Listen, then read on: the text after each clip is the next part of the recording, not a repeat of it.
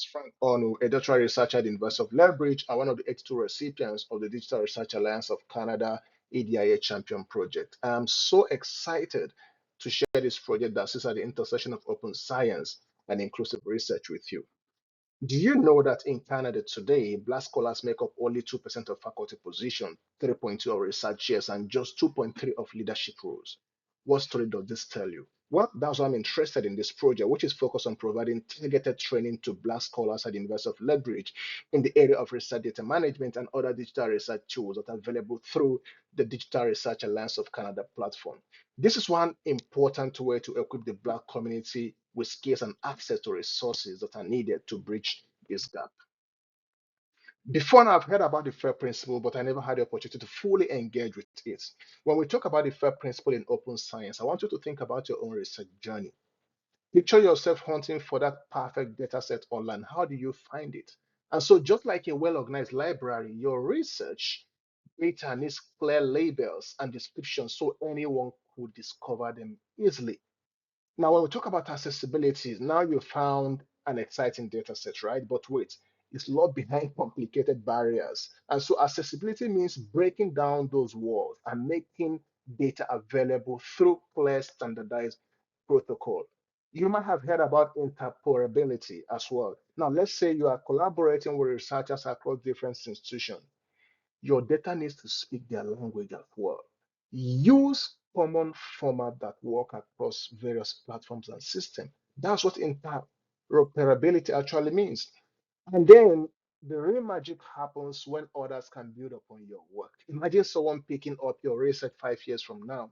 Would they understand your methods, your variable, the processes? And so the training for this particular project have been designed intentionally, with these principles in mind. Now, I'll just share very quickly the project milestones so far. The project is going to be ending in March, but so far we've had two workshops on research data management. One was focused on DMP, the other one will focus on Borrelia, and participants were able to understand how this platform work. However, I understand that these are not things you could learn at 2 or 3 single sittings. I have some consultation sessions. Yeah, participants working with some booking schedules, and then we have them go in one-on-one and see how to customize, the different platform to align with their different project and research goals. I also have a project website which will be up very soon as part of a way to make the project accessible and available for everyone to actually see what is happening about the project, even beyond the project period. Now, this few short insight from the research determinant workshop you could see here reveal key open science principles in action and show how the participants engage with research data management. Now, if you look at the use of research data management, for example, we show 76% of participants are beginners in RDM practices.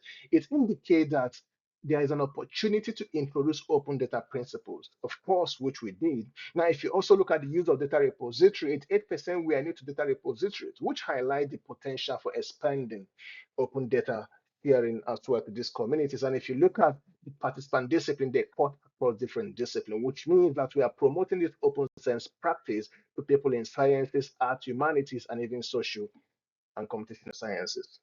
Now, what next? Well, I'm continuing the one-on-one session to ensure that the guided learning continues and the participants actually go on developing this open science principle and apply them to their individual and personal project.